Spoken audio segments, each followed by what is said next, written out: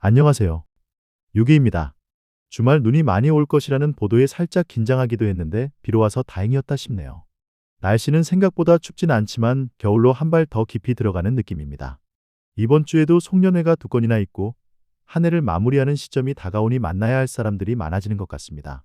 그럼 12월 15일 유기의 외환시장 이야기 시작하겠습니다.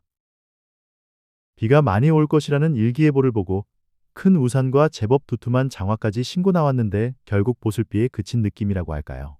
무거운 장화에 거추장스러운 우산까지. 괜히 나만 우스워지는 꼴이 되어버린 것 같지만 많은 비가 내리지 않은 것에 안도감을 느껴야 하고 그나마 다행이라는 폭넓은 위안을 가져야 함에도 당장 지금의 내 모습이 짜증납니다. 무슨 이야기냐고요? 이번 미국 금리 인하가 그러했습니다. 금리 인하의 기대감이 80%를 넘어가면서 어느 정도까지는 환율이 하락할 것이라는 기대감을 가지고 있었는데 하지만 결국은 크게 하락하지 못했고 오히려 더 큰 기후재난을 우려하듯 내년도의 금리 결정에 대한 우려감이 시장을 혼란스럽게 만들었고 시장은 다시금 제자리로 아니 더 위로 상승하는 계기를 마련해준 꼴이 되어버렸습니다. 결국 금리 인하로 불확실성은 제거되었고 내년은 더욱 불안해지는 한 해가 될 것이라는 또 다른 확신만 남겨주었습니다.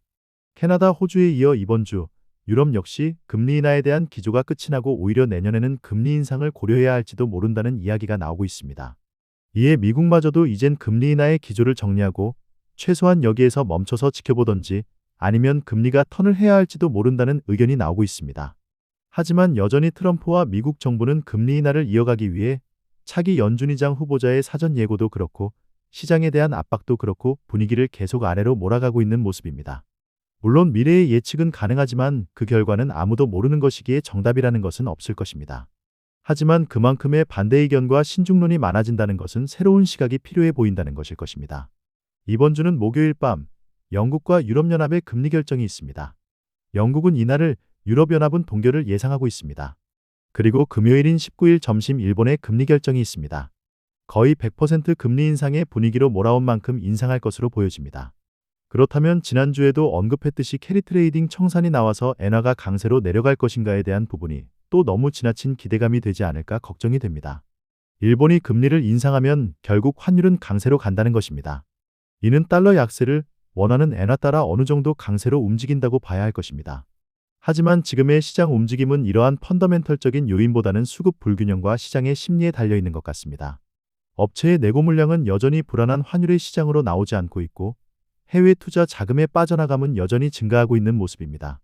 지난주 주식에서는 다행히 소폭의 순매도가 있었지만 외국인의 움직임은 어느 정도 정체되어 있는 모습입니다. 이번 주 주요 요인은 역시 일본의 금리 결정 이후의 문제 그리고 미국의 고용지표와 물가지표가 관건이 되겠습니다.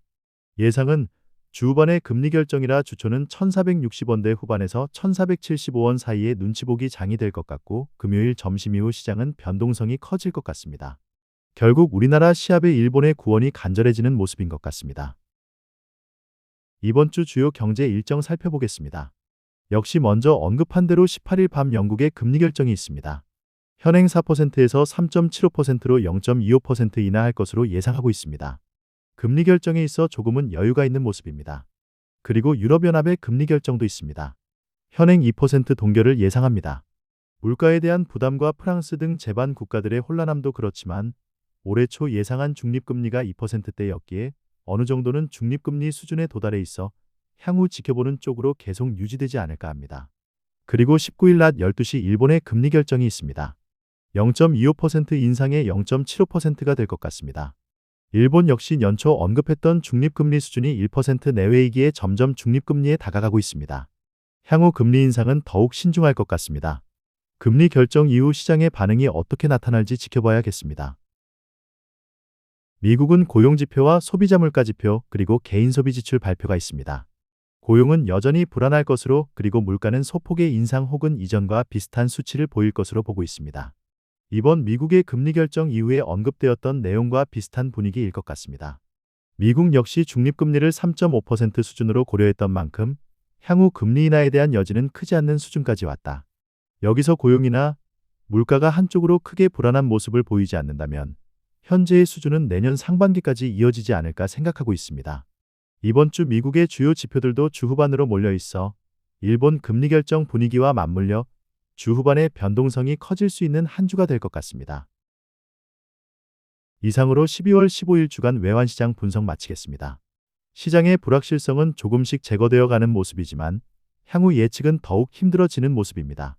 결국 내년도 관건은 미국의 고용 그리고 관세 전쟁 이후 아직은 괜찮게 버티고 있는 미국의 물가, 파월 의장의 퇴임과 트럼프의 노골적 연준 장악 시도, 일본의 금리 인상 이후의 시장 움직임, 우리나라의 환율 불안 심리는 언제쯤 완화되는가, 그리고 우리나라의 금리는 향후 어떻게 움직일까 등이 될 것 같습니다.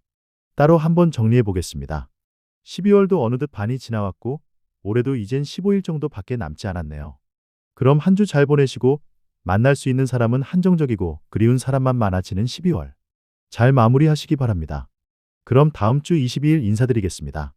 감사합니다.